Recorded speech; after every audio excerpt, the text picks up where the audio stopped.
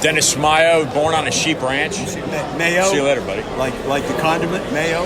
Right, Mayo. And we have Mary again with us. Yep, Mary Sturgeon from Montana. Mary Sturgeon from Montana. So we're going to quickly here because they can close the doors at the auditorium, the CPAC. Trump's coming into town today. We're going to quickly go over, folks, and just a quick recap. Mary's son Isaac is doing a 9-year sentence. Six of them or 7 of them? 6 of them. 6 of them are incarcerated behind bars in a penitentiary, federal penitentiary in Ohio.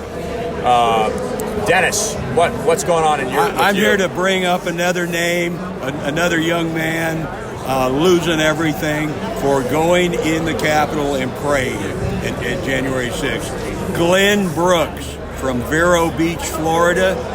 Phone number 714-478-1053. It's Glenn2ns@gmail.com.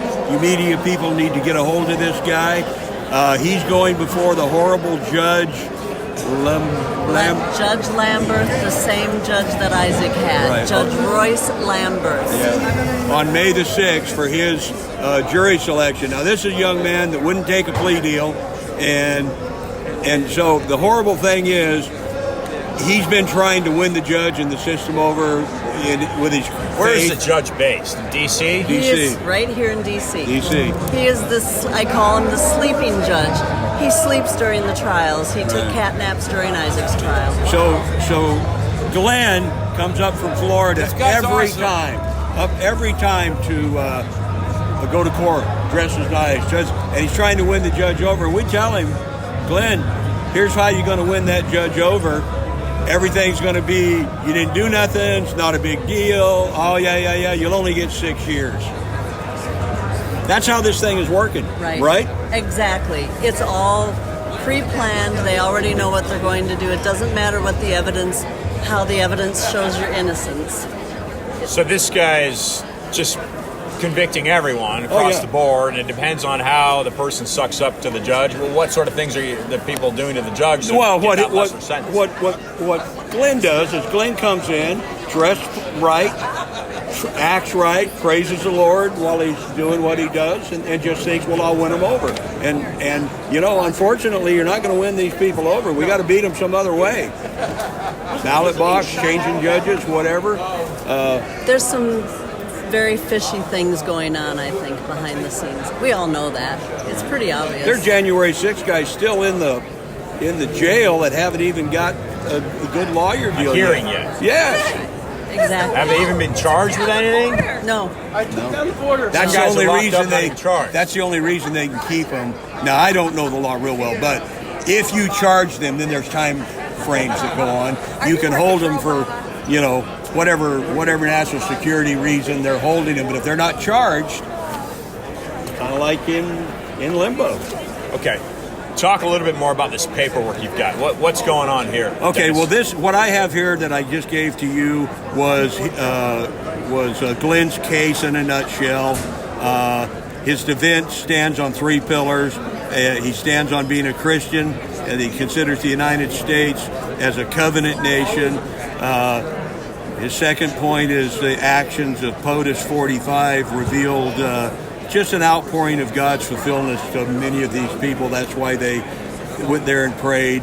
And his third is the intent of his actions, Glenn's, were just to witness the occasion that God was bringing up, and then witness for God, show his witness. And that's all he did. He talked to the guards there, visited with him. The door was open. He says, "Well, did they invite him in?" Well, he says they did, but here's what I think in my impression. Talking to him, he says, "I'm going to go in and pray," and they went, "Yeah, okay." Not go ahead, but kind of what like you and I would say.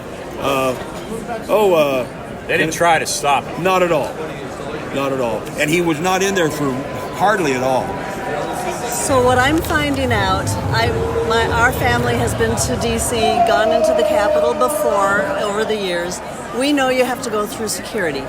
Some people have said to me, well, these people that went in, they're so stupid or they don't know, they should have known better. And I said, you know what? In every state that I know of, you can walk in and out of your state capital freely. Someone in Montana who has never been to D.C. in their life would not know that they have to go through security. And people might say, oh, they should know.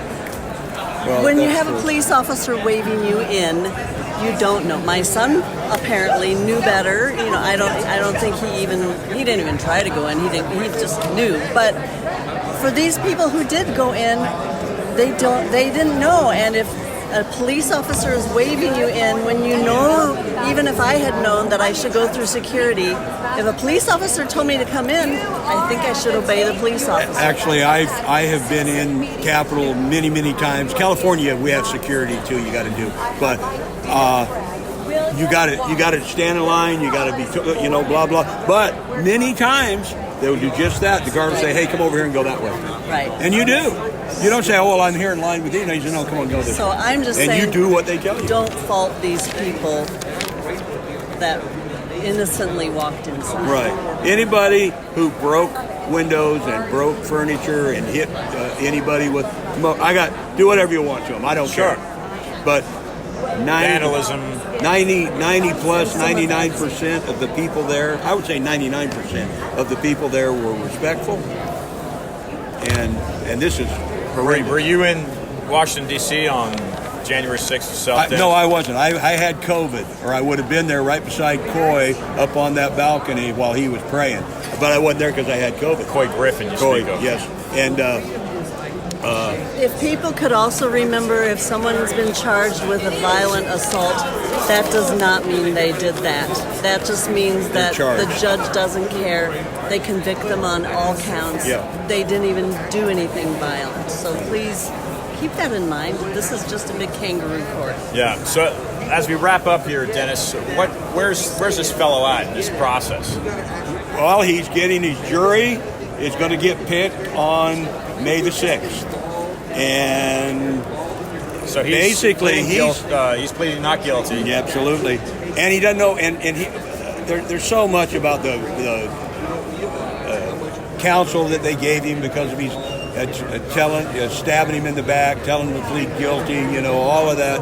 It's just been horrible. Now this young man doesn't have any money, and I would hope that as this gets out, the media uplifts his name, that maybe we can get a Fund Me or a Yugo or whatever those things are. Maybe help the guy, because he needs help. He really needs help. And he's a faithful man.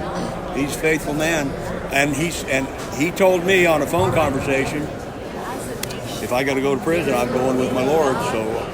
So he's got a jury now in D.C. They haven't picked the jury yet. They're going to do it on the 6th of May. Yeah. Okay. Now, how long's that been? Think of how long that's been. And a few years. A few years. Yeah. Anyway, God bless you, my brother. Thank you Dennis, for letting us bring this issue up to you, and God bless you. Thank you, sir. I don't even know I just don't even know what to say. Thank you. All right.